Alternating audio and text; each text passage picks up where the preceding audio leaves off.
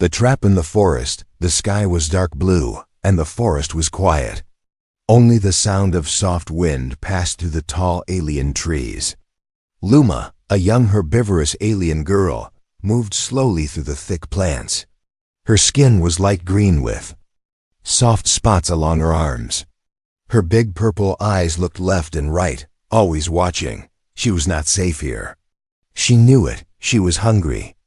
Her stomach made little noises, but she didn't complain. She hadn't eaten all day. Her small hands brushed leaves, checking which were safe to eat. Most were poisonous to her kind. Only a few green glowing ones were good. Suddenly, she saw it, a perfect leaf. She stepped forward, but her foot pressed on something hard. Snap. A loud sound echoed, and before she could run, a net flew up from the ground and wrapped around her. She screamed. Her legs kicked, and her arms fought the tight ropes, but it was useless. The net hung her high between two thick trees. Her heart beat fast. She began to cry. "No, no, please," she whispered. "Not a trap. Please, not a human trap." She had heard the stories. Her people always warned her, humans are monsters. They eat meat. They eat anything alive or dead. Luma shook in fear. The sound of footsteps came. Closer. Crunch, crunch, crunch. She held her breath. Through the trees, a tall shape appeared. A man, human. He was strong-looking, with rough skin, a short beard, and strange dark clothes. He held a long knife in one hand and stared up at her with sharp eyes. For a moment, neither of them spoke. Then Luma began to cry again. "Please don't eat me," she begged in a small voice. "I don't taste good. I'm all plant. Please." The human's eyes narrowed. He stepped closer, and Luma closed her eyes, expecting pain. But it didn't come. Instead, she heard a soft voice. Calm, but confused. "Eat you?" He stepped forward and cut the net with his knife. Gently, slowly. Luma fell into his arms with a light thud. She tried to push away, shaking, but he let her go. "You really think I'm going to eat you?" he asked, raising an eyebrow. Luma didn't answer. She curled up on the ground, arms over her head. Her body trembled. "I'm not your enemy," he said again. "You walked into one of my food traps. I was trying to catch a wild runner, not you." She peeked through her fingers. "You're not going to cook me?" The man gave a half smile. "No, I only eat meat that fights back." "You don't look like a fighter." Luma sat up slowly. Her legs were weak. Her hands shook. "Then why trap me?" "I didn't," he replied, pointing to the ground. "You stepped in it by mistake." He turned and walked to a small camp not far away. There was a fire burning and a pot hanging above it. Luma could smell something strange. Warm, not like any plant she had known. Her stomach growled. The human sat down and pulled out something round from a pack.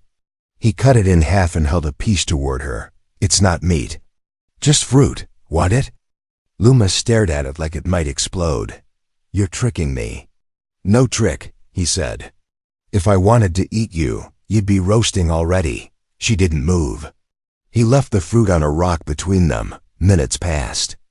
Luma finally crawled forward, sniffed it, and took a small bite. It was juicy, sweet. Her body relaxed just a little. "Thank you," she whispered. The man nodded. "Name's Jake, you." "Luma." "Nice to meet you, Luma." They sat quietly. The fire crackled, but Luma's eyes never left his knife. She didn't trust him yet. Not fully. Jake looked into the fire, then glanced at her. "You don't have to be scared. I don't hurt those who don't hurt me." Luma looked at him carefully. He looked tired, not cruel. But her people always said that humans act gentle until they're hungry. "I'm going to stay here tonight," Jake said. "You're welcome to sit by the fire, or not, your choice." He turned away and lay down on his bedroll. Luma stared at the flames, then at the dark trees. She didn't want to go back out there. Cold wind blew through the leaves. She was already shaking. So She walked quietly to the other side of the fire and sat down. Far from him, but close enough to feel the warmth. She didn't sleep. She just watched him, watched the knife, watched the fire, and wondered what would happen when morning came. Luma didn't sleep that night. She sat with her knees to her chest, eyes fixed on the human named Jake. His back was to her. His large body was still. His breathing was slow. But Luma didn't trust that. He could be pretending. Her clan told stories, humans who waited until their prey fell asleep before striking. Her eyes moved to the knife at his side, sharp, long, made for cutting meat. She shivered and hugged herself tighter. The fire burned low. Cold wind passed through. The trees again. Luma's thin plant-like skin didn't keep out the chill. She wanted to crawl closer to the warmth, but not closer to him. She stayed where she was, teeth softly chattering. As the sun began to rise, light spilled through the trees. Jake rolled over, rubbed his face, and sat up. He looked at her, still sitting stiff and quiet. "You didn't sleep?" Luma didn't answer. "You know," he said, pulling out another red fruit, "you're lucky I found you. That forest is full of hungry creatures. Ones that actually would have eaten you." Luma looked down. Maybe that would have been better than being caught by a human. Jake sighed. "You've got it all wrong." He tossed the fruit to her. She didn't catch it. It hit her knees and bounced, but she picked it up. Slowly she ate it. It tasted sweeter than last night. Jake stirred the pot over the fire. Steam rose. The smell was strong. Luma didn't know what it was. She leaned forward, sniffing. "It's meat," Jake said. She jerked back like it was poison. "You're eating a body?" Jake raised a brow. "It's not a person, if that's what you think. It's a wild runner I hunted yesterday. Alien. Animal, dangerous, tried to kill me." Luma hugged herself. "Meat is death. We don't eat death." Jake looked at her carefully. "Then what do you eat?" "Only plants that fall on their own," she said. "Leaves, fruit, roots.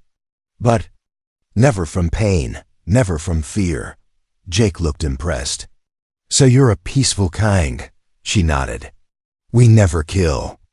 Jake stirred his food again, but said nothing. After a long pause, he spoke. "You really thought I was going to eat you, didn't you?" Luma didn't answer. Jake stood up and walked a short distance to check his gear. He didn't act angry. Didn't force her to move or follow. That confused Luma. She spoke slowly. "My people say humans are dangerous. That they eat anything, even their own." Jake chuckled. "Well, they're not completely wrong. We do eat meat. And we are dangerous. But only when we have to be. Then why didn't you eat me?" She asked softly. Jake turned. "Because you're not food. You're someone." Luma blinked. No one had ever said that to her before. She stood up slowly. Her legs were sore from the trap. She walked toward a bush and picked a glowing fruit. She held it out toward him. "What's this?" Jake asked. "A peace fruit," she said.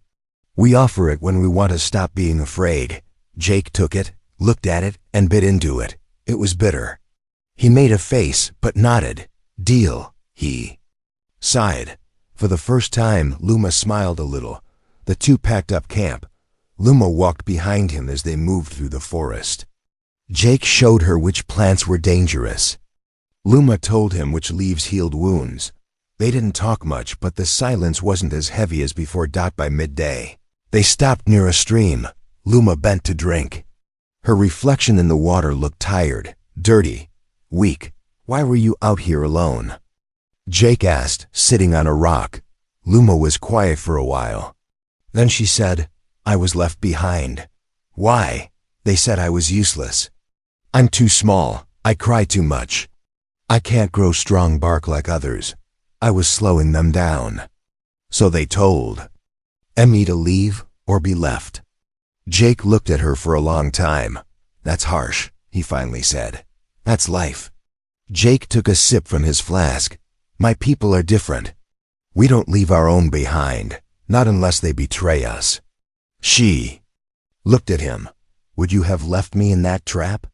No, he said firmly. I wouldn't have. Silence again. Luma looked around. The forest was calm now. The birds sang. The wind was soft. But something still felt strange. She turned back to Jake. Why are you here? I'm not from this planet, he replied. I crash-landed a few weeks ago. I'm trying to find a way off this world. Until then, I survive. Luma tilted her head. And now? Jake looked at her. Now I survive with someone who eats peace fruit and thinks I'm a monster. Luma laughed, just a little. A soft, broken laugh. Maybe this human wasn't like the stories. Maybe he wasn't a monster. Not yet.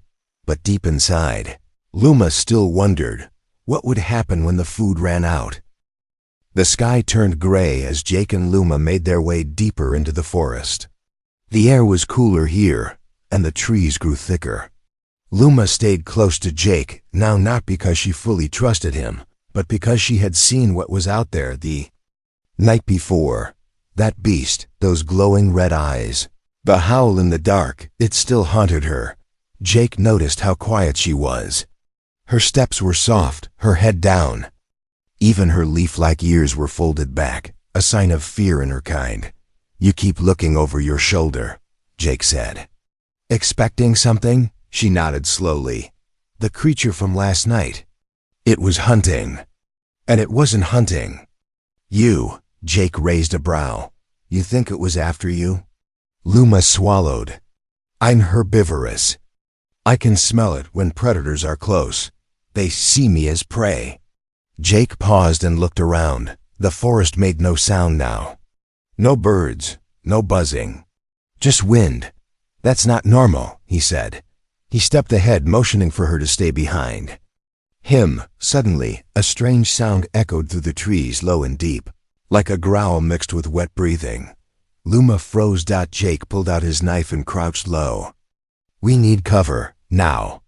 He spotted a large hollow tree and motioned to it. Luma ran quickly and climbed inside. Jake followed, pressing a hand to her back to keep her low. The sound grew louder. Closer, then. Silence again. Luma held her breath. Jake whispered, whatever it is, it's watching. They waited for several long minutes. Then the sound moved away, fading into the distance. Luma let out a long breath. Her body was shaking again. I know that scent, she whispered. It's called a Draxel. It eats anything. Even bone, even metal. Jake shook his head. Great, a walking garbage disposal. Luma looked at him. It must have smelled your food. Meat draws them. Jake's face tightened. Then I'll bury the rest. After the danger passed. They moved again carefully and quietly. Luma guided them toward a rocky hill where the air smelled clean and the ground was firmer. She said creatures like the Draxel didn't like rocks too dry, too open. They set up camp near a broken cave. Jake lit a fire using a heat crystal. Luma brought glowing moss and laid it around for light. Jake finally asked the question he'd been holding. What happened to your people, really? Luma sat across the fire, hugging her knees. I was born weak. My limbs didn't harden like others. I couldn't run fast. Couldn't carry food. One day, we were attacked by winged beasts. I slowed the escape. After that, the elders said, I should go. Jake frowned. So they just kicked you out? They said I would die soon anyway. Jake cursed under his breath. Luma added softly, in our culture, it is better to die alone than bring death to the group. Jake stared at the fire. Where I'm from, we fight for the weak, or at least we used to. Luma tilted her head. You don't anymore. Jake's face darkened. Let's just say, not everyone sees it that way now. He didn't explain. More, she didn't ask. Later that night, as the fire burned low, Luma watched him closely. He had cleaned his knife. His gear was neat. He looked like someone who had trained for war. Are all humans like you? she asked. Jake chuckled. No, I'm worse. Luma blinked. I was a soldier, he explained. We were sent to clean up broken colonies, protect civilians, sometimes. Do the dirty jobs others didn't want. Luma's eyes widened. Did you ever eat anyone? Jake looked up, shocked. No, never. She nodded slowly. Sorry, that's what we believed. Jake shook his head. You have every reason to be scared. But I want you to understand something. He leaned forward, his voice low. If I ever wanted to hurt you, I had the chance. More than once, but I didn't. Not because I couldn't, but because I chose not to. Luma lowered her head. You think I'm just afraid of death, she whispered. But I'm more afraid of being used, of being nothing. Jake softened. You're not nothing. She looked at him, surprised. He added, You've survived longer than most would in a place like this. You're smarter than you think. You see danger before it comes. That's not weakness, that's instinct. Luma blinked again, this time holding back tears. She wasn't used to kind words, not from her kind, and definitely not from a so-called meat-eating monster. That night, she slept beside the fire not far from Jake. Her head rested on a patch of moss, and her eyes stayed half open. But for the first time, she wasn't afraid of him. She was afraid of what was still watching from the dark. Luma woke up in the middle of the night, heart racing. The fire was low, just glowing coals now. The cave entrance was dark, silent. She didn't know why she woke up, but something felt wrong. She sat up and looked. Around. Jake was gone. Panic hit her chest. She stood slowly, eyes wide, her breathing shallow. Maybe he left. Maybe he finally decided she was too much trouble. Maybe he suddenly... A sound, crack, crunch, a bone breaking. Luma froze. Something was outside the cave. She moved backward, but her foot hit a rock and made a small noise. Silence followed, then slow, heavy steps. And breathing. Not human, wet, thick. She backed into the wall of the cave. She couldn't move, couldn't think. Then a voice whispering and low came from the entrance. Luma, don't move. Jake. She didn't speak, just stood frozen. Then he appeared, crawling into the cave. His shirt was torn, his arm bleeding. What happened? She whispered, rushing to him. He held up a hand. It's still out there. I tried to draw it away, but it's smart. Luma looked at his wound. You're hurt. I live, he said, but we need to move, quietly, now. Jake took her hand. For the first time, she didn't pull away. They crawled through a small opening in the back of the cave. It led to a narrow tunnel between rocks. It was tight, cold, but safe for now. As they moved, Jake explained. That thing. The Draxel. It followed the smell of meat from miles away. It doesn't eat to survive. It eats to destroy. It won't stop, Luma whispered. It smells your food? Jake shook his head. No, it smells me. She felt her blood go cold. How do we stop it? She asked. Jake gave a grim smile. We don't. We avoid it until it finds something dumber than us. They found a small opening that led out the side of the hill. The moon was high now, shining silver across the trees. Jake sat down with a heavy breath. His arm was worse than he let on. Luma could see the deep bite marks. I have something for this, she said softly. She reached into her side pouch woven from old leaves and pulled out a sticky, green paste made from crushed root and moss. Carefully she pressed it into his wound. Jake didn't even flinch. You've done this before, he said. Luma nodded. I used to take care of the injured ones before they left me behind. Jake stared at her for a moment. They were fools. She looked away, then something rustled nearby. Jake grabbed his knife. Luma's ears twitched, but it was only a bird-like creature hopping from branch to branch. It flew away quickly. Jake relaxed. We need to find a better place to camp tomorrow. Somewhere it can't reach us. Luma thought hard. I know a place.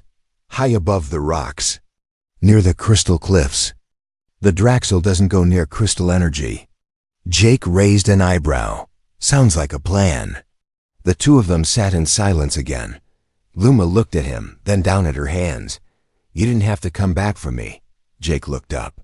I told you, I don't leave people behind. But I'm not your kind. That doesn't matter, she frowned. Why not? Jake leaned back, staring at the stars. When I was a soldier, I lost good people. Some were human. Some were not. But the ones I remember most were the ones who showed kindness when they didn't have to. He looked at her. You remind me of them. Luma felt something warm grow in her chest. It was unfamiliar. Like sunlight through the clouds after 2. Many cold days. She wanted to believe him. Wanted to believe that anyone could care. Not because they had to, but because they chose to. Suddenly, her ears twitched again. This time it wasn't a bird. A low growl rumbled in the distance. Jake stood. The Draxel was still following. It hadn't given up. Luma looked toward the east. The cliffs are that way. We have to go now. Jake nodded. He grabbed his pack, strapped his knife to his side, and looked at her. You lead. I'll follow.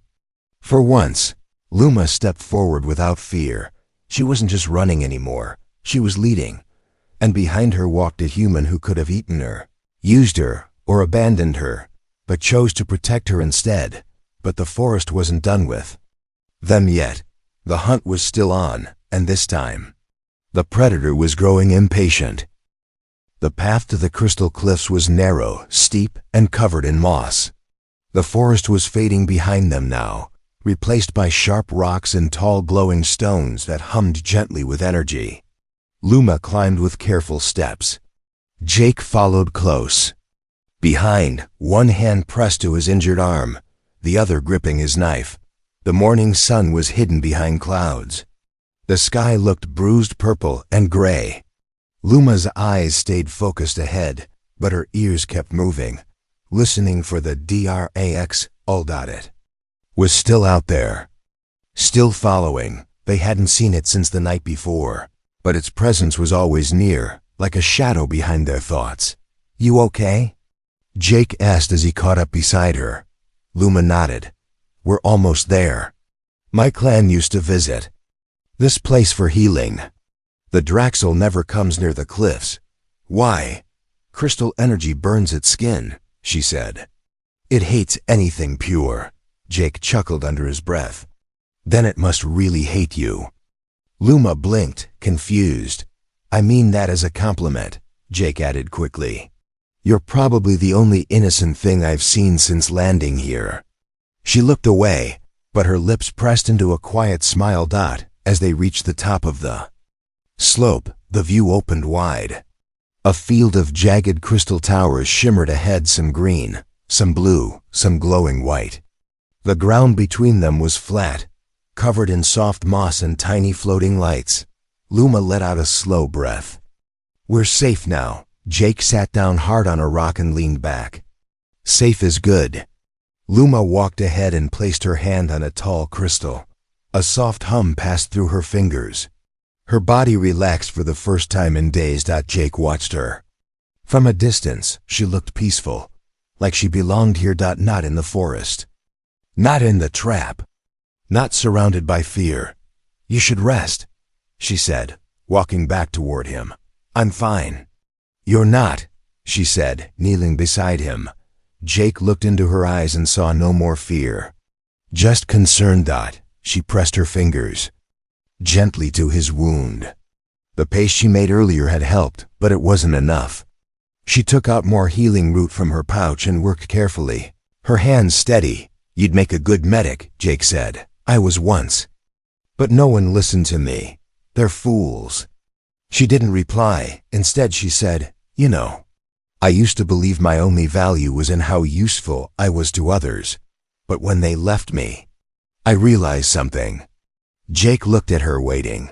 I realized I was still alive, even without them. Jake nodded. Sometimes being left behind helps you find yourself. Luma sat beside him. For the first time, there was no space between them. The wind passed gently between the crystals, singing. In soft notes. Then Jake spoke.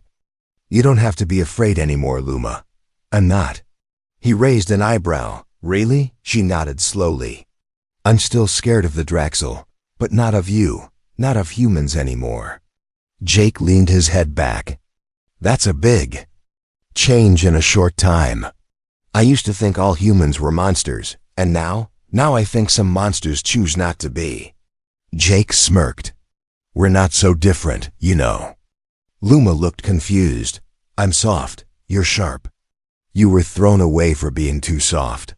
I was thrown away for being too hard. She blinked. You were left behind too? Jake nodded. My ship was shot down. No one came back for me. I'm a ghost now. A soldier with no war. Luma leaned closer. But you still protect. He looked at her with tired eyes. I guess that's all I know how to do. Luma reached into her pouch and pulled out a tiny crystal seed. It glowed faintly. She pressed it into Jake's palm. This is a gift from the cliffs. It grows light. As long as you carry it, it will keep your spirit strong. Jake looked at it for a moment, then closed his hand around it. Thanks. Suddenly, a sharp shriek echoed from the forest below. The Drax, all. It had found their trail. Luma jumped to her feet. Jake stood too, pulling out his knife, but Luma shook her head. No, don't fight, not here. She ran toward one of the larger crystals and placed both hands against it.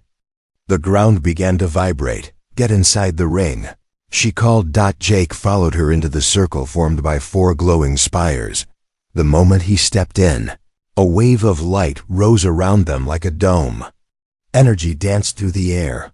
A moment later, the Draxel appeared on the ridge below. It stopped.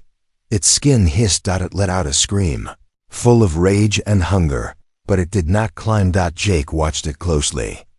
It can't touch this place. No, Luma said. We're safe. For now. They stood side by side as the monster watched from the shadows, helpless against the light. And for the first time since her exile, Luma felt something she hadn't known in a long time. Power. That hurts. The kind that protects. The next morning, the sun rose gently over the crystal cliffs. The light bounced off the towers of stone, making the sky glow in soft colors. Luma sat quietly beside Jake, her back resting against a smooth crystal. She hadn't spoken much since sunrise. Jake handed her a small fruit. You okay? Luma nodded, but her eyes stayed on the valley below. They're coming. Jake looked up. Who? My clan. Jake stood, instantly alert. How do you know? I can feel them, she said softly. The energy in the crystals shifts when they're near. They found me. Jake tightened his grip on the blade strapped to his leg. Then we'll deal with them if we have to. No, Luma said, standing slowly. You don't understand. My people believe I've broken a sacred law. I wasn't supposed to speak to a human, let alone travel with one. Jake frowned. So what happens now? They'll test me. Test you. Jake's jaw clenched. Let them. It didn't take long. By noon, a group of 6 aliens arrived. At the edge of the cliff trailed tall, bark-armored herbivores, with glowing eyes and sharp staffs made from sunwood. They moved silently, but their expressions were filled with judgment. Luma stood in the open, unafraid. One of them stepped forward. His voice was cold. Luma of the Hollow Branch, you were given mercy. You were allowed to walk away alone. Yet here you are, standing beside a predator. Jake stepped forward, but Luma gently held her arm out to stop him. She spoke clearly. This human saved my life, twice. Another alien hissed. Humans bring only pain. They are the destroyers, the burners, the eaters of the dead. Jake narrowed his eyes but stayed silent. The leader raised his staff. If he has touched you, you are no longer one of us. If you have shared food, you are no longer pure. If you defend him, you stand against your own. Luma's voice didn't shake. Then maybe my own never stood for me. Gasps spread through the group. The leader stepped forward. We will not fight a human, but we will test him. Trial by clarity. He must face our strongest without weapon. If he wins, we listen. If he loses, we take you back. You will be purified by flame. Jake's eyes locked with Luma's. What does that mean? They'll burn my memories, she said softly. Burn what I've seen, what I've felt. I'll forget you. Forget everything. Jake's fists clenched. No. She looked at him, tears in her eyes. You don't have to fight, Jake. You don't owe me anything. He stepped forward. They're wrong. I do. Jake removed his knife and dropped it on the ground. The warriors cleared a circle in the moss. The challenger stepped forward, a massive alien, his body layered with thick bark and muscles. His eyes glowed with the fire of pride. Jake stretched his arms and cracked his knuckles. I fought bigger, he muttered. Luma whispered a prayer beneath her breath. The duel began. The alien charged fast. Jake dodged, but not quick enough. He took a blow to the ribs and stumbled back. The crowd roared in approval. But Jake didn't fall. He waited. Watched. When the alien charged again. Jake shifted his feet, grabbed the warrior's arm, and flipped him over using the beast's own weight. The crowd went silent. The alien got up, furious, and threw another strike. Jake blocked it with his forearm and hit back. A hard jab to the stomach, another to the throat. The warrior fell to one knee, panting. Jake stepped back. It's over. The crowd remained silent. The leader stepped forward. No human fights with honor. But you did. Jake wiped sweat from his brow. Because she's worth more than a fight. Luma walked forward slowly. He didn't just save me. He taught me that even soft things can be strong. The leader stared at her.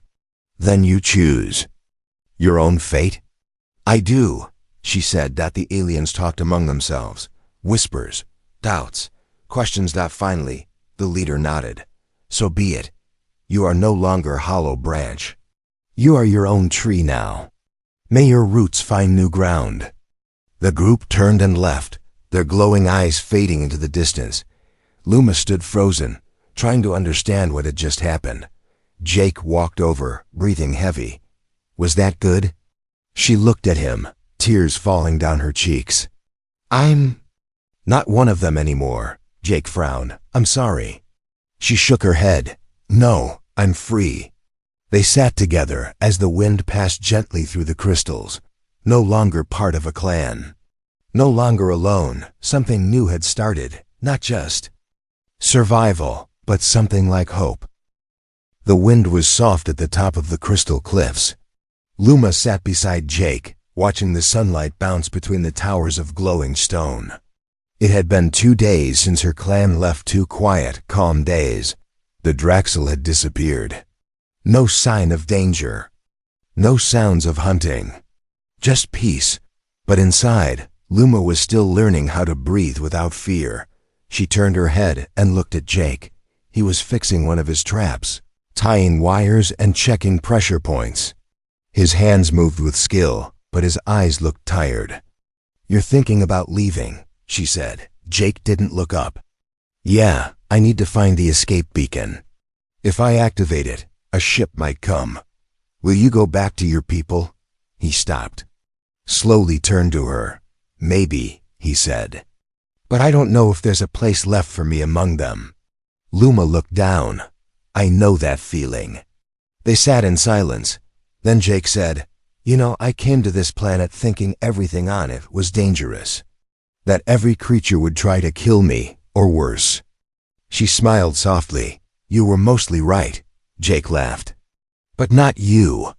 Luma blushed a little and picked at a small glowing flower near her foot. You were supposed to eat me. I still remember that look in your eyes, he said. That first moment. You truly believed I'd roast you over a fire. I did, she said honestly. You scared me. He nodded. Good. I scare myself sometimes. They shared a smile. Then Luma's voice became serious again. What happens if the ship comes and it only has one seat? Jake stood and walked toward the cliff edge. He didn't answer right away. Then he said, Then I'll tell them I'm not going without you. Luma's heart beat a little faster. You mean that? Jake looked back. You were left behind by people who should have protected you. I won't do the same. She stood and walked slowly to him. The wind caught her long leaf-like hair, and for a moment, she looked like something from a different world. Something beautiful, yet completely real. Jake, she said, voice quiet. Back in the cave, when you came back for me, even after the Draxel bit you, why? Jake didn't blink. Because you're not food. You're not weak. You're not worthless. She stared at him. Then what am I? He stepped closer. You're someone worth staying for. Her lips trembled. For a long time, Luma had lived in fear. Fear of being eaten. Of being used. Of being forgotten. But not now. Not with him. Suddenly a loud crack came from below. Jake turned. His hand reached for his blade. Luma's ears twitched. It's not the Draxel. They both moved to the cliff's edge and looked down. A strange ship hovered just above the ground. Sleek, black, and unfamiliar. It wasn't human. 3 tall figures stepped out, silver armor, glowing eyes, and sharp helmets. Jake frowned. Salvagers. Luma's voice grew cold. They take anything rare and sell it. Jake turned to her. That means you. She stepped back. We have to hide. But it was too late. One of the figures pointed up. The ship's light scanned the cliffs. A deep, metallic voice echoed. Herbivorous female lifeform identified. Market tag, 38,000 credits. Prepare containment. Jake stepped in front of Luma. Over my dead body, the ship's ramp lowered. A machine drone floated toward them. Jake didn't wait. He threw a trap wire, wrapping it around the drone's legs and pulling hard. It slammed into a rock, sparking. Luma raised her hands. The crystals around them began to hum. She whispered something ancient, and a sharp pulse of light exploded outward. The invaders stumbled, stunned. Jake grabbed Luma's hand. Run! They moved fast through the crystal field, dodging beams and drones. Jake fought with fists and tricks, using the land to his advantage. Luma used the cliff's energy, calling vines, using light, guiding them through a maze of stone. Finally, they reached a steep wall. The only way out was up. Jake boosted her. She climbed quickly. At the top, she turned back and reached for him. He climbed halfway before a drone grabbed his leg. Jake! He looked up at her. Don't let go. She pulled with all her strength. You didn't let go of me. I'm not letting go of you. The drone sparked. The energy from the crystal seed Jake carried exploded in bright light, burning the machine apart. Jake climbed up, panting. They collapsed together at the top of the ridge, holding each other tightly. The ship below made a strange sound, then vanished into the sky. Gone. Luma looked at Jake. You still want to leave this planet? Jake grinned. I think I just found a reason to stay. She touched his chest. You are not what I feared. You're what I hoped for. He held her hand. And you're not what I expected. You're everything I didn't know I needed. They sat side by side, watching the stars come out. No longer human and alien. No longer predator and prey. Not food. Not fear. But something stronger. Something called family. And together, they would build a life where no one would ever be left behind again. The end.